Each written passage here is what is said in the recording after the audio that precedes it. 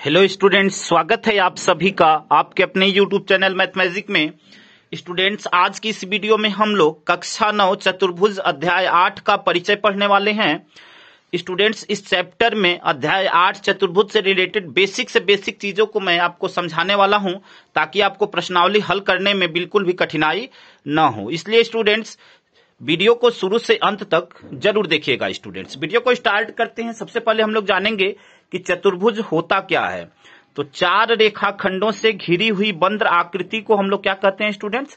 चतुर्भुज कहते हैं। यहाँ पे देखिए चार रेखाखंड है, A B, B C, C D और ए डी। यह चार रेखाखंड है और यह आकृति क्या है? एक बंद आकृति है। तो ऐसी आकृति को हम लोग क्या कहते हैं स्टूडेंट्स? चतुर्भुज कहते हैं। ठीक है। जो चतुर्भुज होता है, इसके चारों कोणों का जो सम होता है वह 180 अंश होता है। इसमें चार भुजाएं हैं। देखिए, ए बी एक भुजा है, एक बीसी भुजा है, एक सीडी भुजा है और एडी भुजा है। चार भुजाएं हैं। ठीक है। इसमें चार शीर्ष होते हैं। देखिए, ए बी सी डी, शीर्ष का मतलब जहां पे कोना बन रहा है। देखिए, यहाँ पे दो लाइनें जहां पे आकर मिली वह सभी शीर्ष हो गए। तो यहाँ पे शीर्ष में ए बी सी डी या चार शीर्ष हैं और चार कोण होते हैं। कोण ए, देखिए यहाँ पे कोण ए, कोण डी, कोण सी और कोण बी। यह चार अलग अलग कोण हैं और इन चारों कोणों का जो सम होता है वह क्या होगा? 180 अंश। इन चारों कोणों का जो सम होता है वह 360 अंश होता है। ठीक है। जैसे यहाँ पे अगर हम यह कहें कि कोण ए प्लस कोण बी प्लस कोण सी प्लस कोण डी, इन चारों कोणों का जो सम होगा वह क्या हो जाएगा? 360 अंश होता है। ठीक है। चारों कोणों का सम 360 अंश। ऐसा इसलिए, जैसे मान लीजिए यहां से अगर हम एक डायगोनल खींचें तो इधर का जो कोण होगा, ठीक है ना, जैसे ए बी सी की बात करें तो 180 अंश। फिर ऊपर वाला अगर हम बात करें, ठीक है, यहां से अगर लाइन खींचे तो ऊपर वाले की बात करें ए डी सी का तो अभी 180 अंश। तो 180 अंश ऊपर वाला, 180 अंश नीचे वाला, और पूरा जो है क्या हो जाएगा? 360 हो जाता है। ठीक है। तो उम्मीद करते हैं स्टूडेंट्स की यह बात आप अच्छी तरह समझ गए होंगे। अब हम लोग जानेंगे चतुर्भुज से रिलेटेड कुछ चीजें होती हैं जिसको हम लोगों को जानना जो है जरूरी होता है। कुछ उससे संबंधित कुछ परिभाषाएं होती हैं, जैसे चतुर्भुज की सम्मुख भुजाएं, चतुर्भुज के संलग्न भुजाएं, चतुर्भुज के सम्मुख कोण, संलग्न कोण क्या होते हैं उसको समझ लेते हैं, क्योंकि बार बार जो है चैप्टर में इसका यूज होता है। तो सबसे पहले स्टूडेंट्स हम लोग जानेंगे सम्मुख भुजाएं। ठीक है। चतुर्भुज की सम्मुख भुजाएं। तो सम्मुख भुजाएं क्या होती हैं कि देखिए, ए बी भुजा के सामने का सम्मुख मतलब सामने की भुजा। तो ए बी के सामने कौन सा है? डीसी है। तो ए बी और डीसी क्या हो गए? सम्मुख हो गए, सम्मुख भुजाएं हो गए। ठीक है। जैसे हम यहाँ पे लिख दिए ए बी और यहाँ पे क्या है? डीसी, यह दोनों क्या है? सम्मुख भुजाएं हैं। ठीक है। और कौन सम्मुख भुजा होगी? देखिए, डीए के सम्मुख क्या है? सीबी। तो यहाँ पे लिख देंगे डीए और इसके सम्मुख कौन सा है? सीबी। तो डीए के सम्मुख सीबी, यह दोनों जो है क्या हो गए? सम्मुख भुजाएं हो गई। ठीक है ना। आमने सामने की भुजाएं को सम्मुख भुजाएं कहते हैं। जैसे इसके सामने ए बी के सामने की भुजा डीसी और डीए के सामने की भुजा सीबी, तो यह दोनों सम्मुख भुजाएं हो गई। संलग्न भुजाएं क्या होती हैं? संलग्न भुजाओं का मतलब यह होता है स्टूडेंट्स कि जैसे दो ऐसी साइड है जिसमें कोई एक साइड, एक पॉइंट जो है कॉमन हो। ठीक है ना, उभयनिष्ठ हो। जैसे यहाँ पे अगर हम यह कहें, जैसे मान लीजिए कि यह ए बी और यह BC, तो यह B पॉइंट, अगर हम दो साइडों का ऐसा नाम लें कि जिसमें एक पॉइंट ऐसा हो जो उभयनिष्ठ हो, कॉमन हो। ठीक है। यहाँ पे देखिए, जैसे AB BC, तो यह क्या हो गया? संलग्न भुजाएं हैं। ठीक है। क्योंकि B दोनों में क्या है? यह जो बिंदु है वह दोनों में क्या है? कॉमन है। तो यह संलग्न भुजाएं हो जाएंगी। तो यहाँ पे हम क्या लिख सकते हैं? AB, ठीक है, फिर BC, AB BC।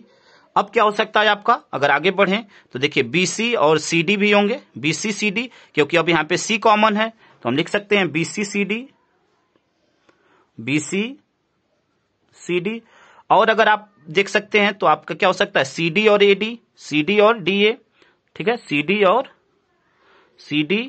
और DA, क्योंकि यहां पे देखिए D कॉमन है तो यहां पे DA। ठीक है।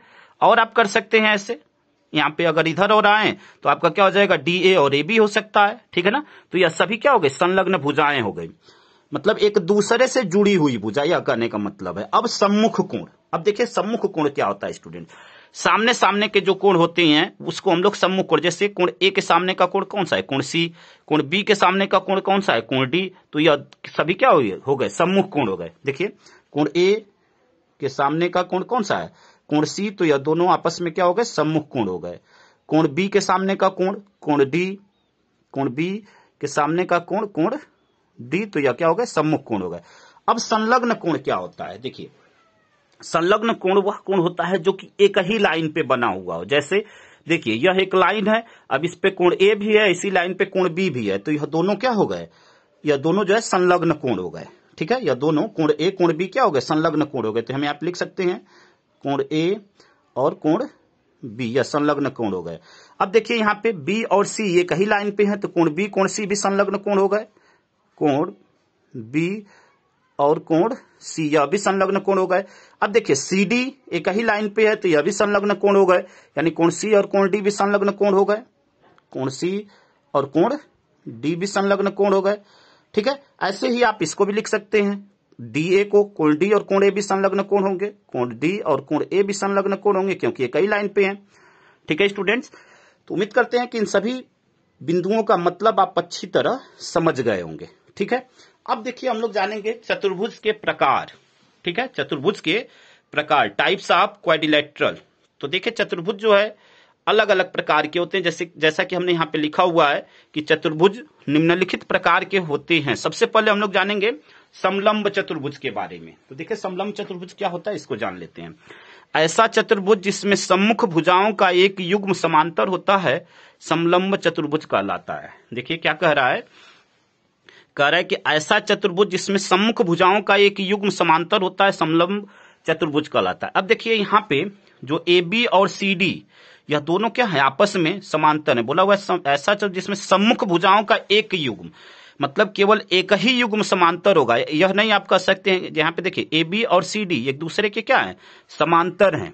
यहाँ पे ए बी समांतर है किसके? सी डी के, लेकिन एक ही युग्म। अब यह आप नहीं कह सकते कि एसी भी बीडी के समांतर है, ऐसा नहीं है। यहाँ पे एडी इक्वल टू नॉट, ठीक है ना, एडी इक्वल टू नॉट होगा। ठीक है ना, एडी समांतर नहीं होगा। देखिए इक्वल टू नॉट, और यह ऐसे कर सकते हैं एडी, अब इसको ऐसे कट कर देंगे, मतलब नहीं है। ठीक है, किसके? एसी, सॉरी यहाँ पे एसी होगा। देखिए एसी समांतर नहीं होगा किसके? बीडी के। एसी समांतर नहीं होगा किसके? बीडी के। यहाँ पे ऐसे कट कर दिए, मतलब एसी जो है बीडी के समांतर नहीं है। तो यहाँ पे बोला हुआ है कि ऐसा चतुर्भुज जिसमें सम्मुख भुजाओं का एक युग्म, तो यहाँ पे सम्मुख भुजाएं, ठीक है ना, ए बी और सी डी जो कि समांतर हैं, तो यहाँ पे एसी और बीडी जो है एक दूसरे के समांतर नहीं होंगे, इसको हम लोग समलंब चतुर्भुज कहते हैं। ठीक है, उम्मीद करते हैं स्टूडेंट्स कि आपको पूरी बातें अच्छी तरह यहाँ तक समझ में आ गई होगी स्टूडेंट्स। अब देखिए, अब दूसरा है आपका समांतर चतुर्भुज, जिसे हम लोग पैरेललोग्राम, इंग्लिश में पैरेललोग्राम और इसको ट्रेपेजियम कहते हैं। ठीक है, तो समांतर चतुर्भुज पैरेललोग्राम होता क्या है, इसको देख लेते हैं। यहाँ पे प्रत्येक का हमने जो है प्रॉपर्टी भी लिखा हुआ है स्टूडेंट्स, ताकि आपको एक एक चीजें जो है बिल्कुल क्लियर होती जाए। तो देखिए पैरेललोग्राम ऐसा चतुर्भुज जिसमें सम्मुख भुजाओं के दोनों युग्म समांतर हों समांतर चतुर्भुज कहलाता है। कह रहा है कि ऐसा चतुर्भुज जिसमें सम्मुख भुजाओं के दोनों युग्म समांतर हो समांतर चतुर्भुज कहलाता है। देखिए सम्मुख भुजाओं के दोनों युग्म का मतलब कि यहाँ पे देखिए सीडी जो है समांतर होगा ईएफ के, और सीई समांतर होगा डीएफ के। तो यहाँ पे वही कह रहा है कि ऐसा चतुर्भुज जिसमें सम्मुख भुजाओं के दोनों युग्म, सम्मुख भुजा का मतलब ईएफ की सम्मुख भुजा कौन सी है? सीडी है। सीई की सम्मुख भुजा डीएफ, और यह दोनों आपस में एक दूसरे के क्या होंगे? सम्मुख भुजाएं। ईएफ समांतर होगा सीडी के और सीई समांतर होगा डीएफ के। ठीक है, अब देखिए उसकी कुछ प्रॉपर्टी है जिसको हमने नीचे लिखा हुआ है। इसके विकर्ण एक दूसरे को समद्विभाजित करते हैं। देखिए विकर्ण क्या होता है, यहाँ पे देख लीजिए। विकर्ण जैसे यहां से इन दोनों भुजाओं को अगर हम मिला दें, ठीक है, तो यह इसका विकर्ण, इंग्लिश में उसको हम लोग डायगोनल कहते हैं। ठीक है, यहां से इसको अगर हम मिला दें तो यह क्या हो गया? उसका विकर्ण हो गया। अब कह रहा है कि इसके विकर्ण एक दूसरे को समद्विभाजित करते हैं। एक विकर्ण एक दूसरे को समद्विभाजित करने का मतलब यह हुआ कि देखिए अब यह बिंदु अगर यहाँ पे जैसे मान लीजिए हम ले लें ओ, ठीक है, तो विकर्ण समद्विभाजित का मतलब कि जो दूरी ईओ और ओडी आपस में बराबर होगा, ठीक है ना, और यहाँ पे ओसी और ओएफ आपस में बराबर होगा, ठीक है ना, और इसीलिए यह जो है क्या कर रहा है, समद्विभाजित मतलब दो बराबर भागों में यह काट रहा है। जैसे यहां से जितनी दूरी इसकी होगी उतना ही दूरी इसकी होगी, जितना दूरी ओसी का होगा उतना ही ओएफ का होगा। तो पहला पॉइंट यह कह रहा है कि इसकी सम्मुख भुजाओं के युग्म समांतर एवं बराबर होते हैं। तो पहले क्या कर रहा है, सम्मुख भुजाएं बराबर होती है। देखिए यहाँ पे बराबर हमने दिखाया हुआ है, एक ऐसे लाइन किया हुआ है तो एक लाइन इधर भी है, मतलब एक लाइन यहाँ कट किया, एक लाइन यहाँ कट, तो मतलब यह दोनों बराबर है। यानी CD और EF जो है क्या है, बराबर है।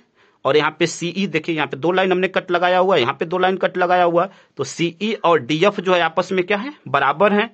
अब बोला हुआ एक समांतर, तो देखिए यहाँ पे CD जो है समांतर है EF के और CE समांतर है DF के। ठीक है, तो ये आपका सेकेंड पॉइंट है। अब देखिए थर्ड क्या कह रहा है कि इसके सम्मुख कोणों के युग्म बराबर होते हैं।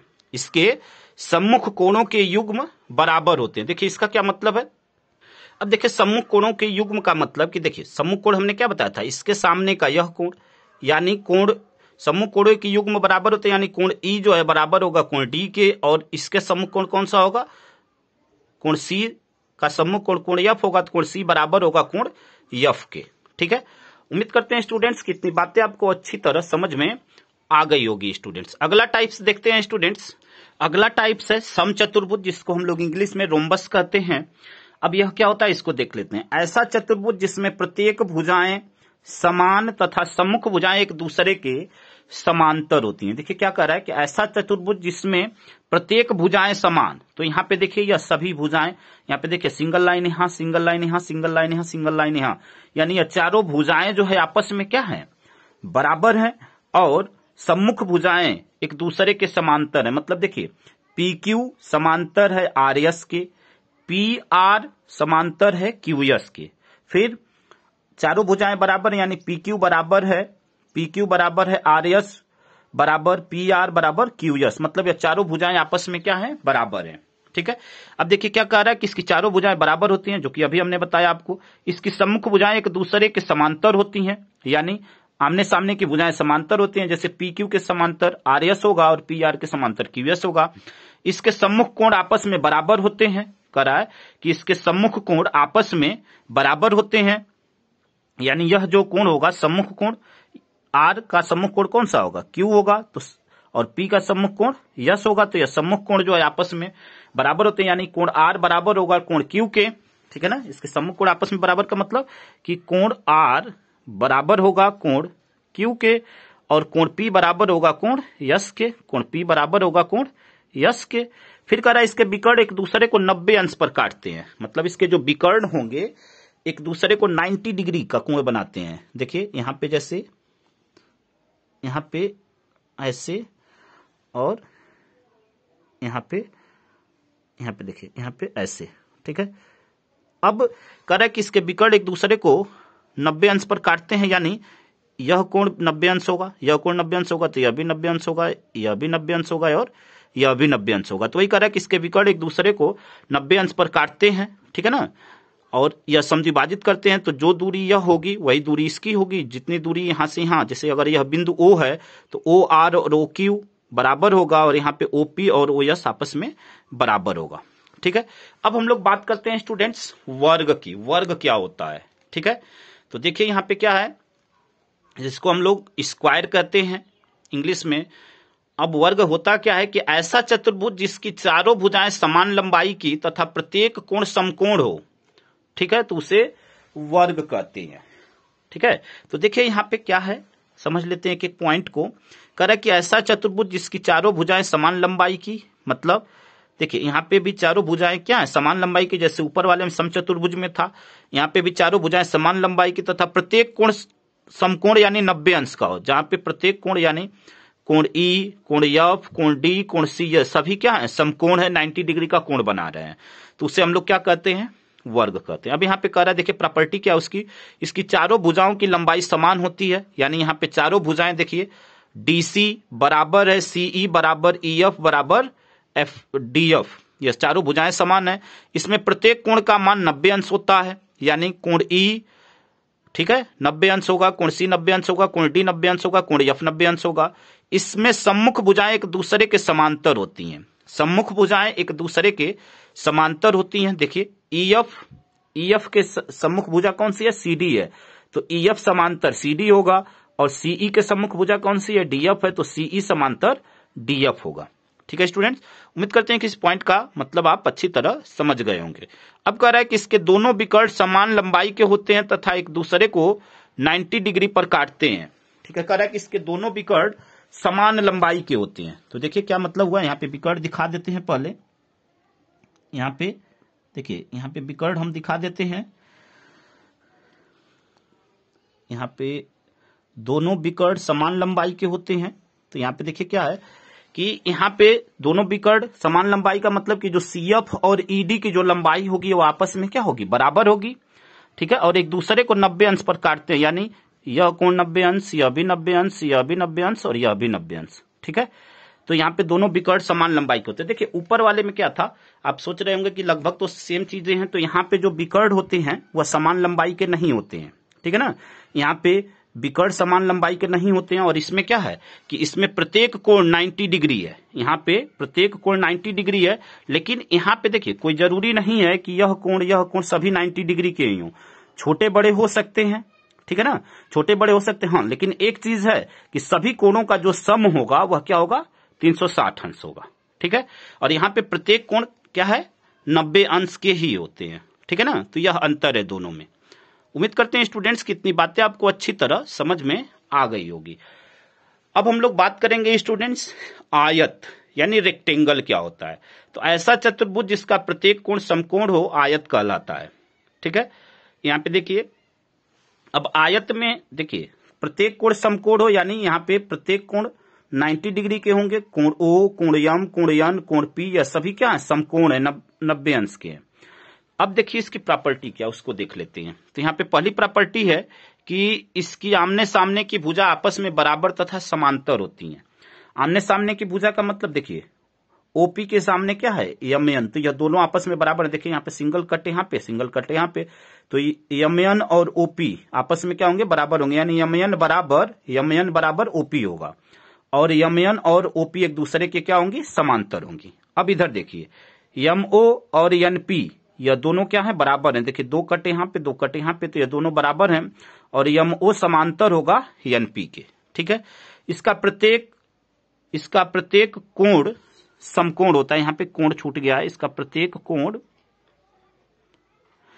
कोण समकोण होता है, यानी कोण O, कोण M, कोण N, कोण P यह सभी 90 अंश के होते हैं। अब क्या कर रहा है कि इसके विकर्ण आपस में बराबर तथा एक दूसरे को समद्विभाजित करते हैं। अब देखिए विकर्ण यहाँ पे देख लीजिए, यहाँ पे जैसे यहां से अगर हम विकर्ण खींचे, यहां से अगर हम यहां से विकर्ण खींचे तो क्या कह रहा है आपसे कि इसके विकर्ण जो है आपस में क्या होते हैं, बराबर होते हैं।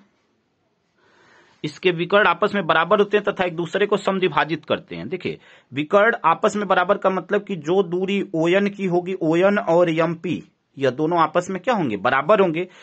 अब समद्विभाजित का मतलब कि इसको जो है एक बराबर भाग में कट करते हैं। समद्विभाजित यानी दो बराबर भागों में इसको बांटते हैं। यानी यहाँ पे देखिए अगर बिंदु O ले लें, ठीक है, यहाँ पे अच्छा O लिया हुआ है हमने, तो चलिए Q ले लेते हैं यहाँ पे सपोज। ठीक है, तो अब बराबर का मतलब कि OQ और QN की दूरी एक बराबर होगी, MQ और QP की दूरी एक बराबर होगी। अगर सपोज यह अगर 5 सेंटीमीटर है तो यह भी 5 सेंटीमीटर होगा, यह अगर 4 सेंटीमीटर है तो यह भी 4 सेंटीमीटर होगा। ठीक है ना, तो यहाँ पे वैसे विकर्ण आपस में बराबर होते हैं, तो दोनों विकर्ण बराबर होंगे। अगर यह भी 5 सेंटीमीटर तो यह भी 5 सेंटीमीटर, यह भी 5 सेंटीमीटर तो यह भी 5 सेंटीमीटर। ठीक है स्टूडेंट्स, तो उम्मीद करते हैं स्टूडेंट्स की प्रत्येक बातें आपको अच्छी तरह समझ में आ गई होगी। स्टूडेंट्स अगर वीडियो आपको अच्छा लगा और लगा कि हमने कुछ आपको अच्छा समझाया है, तो वीडियो को लाइक करके कमेंट करके जरूर बताइए कि वीडियो आपको कैसा लगा। और हाँ स्टूडेंट्स, वीडियो को शेयर करना और सब्सक्राइब करना ना भूलिए। धन्यवाद स्टूडेंट्स, जय हिंद, जय भारत।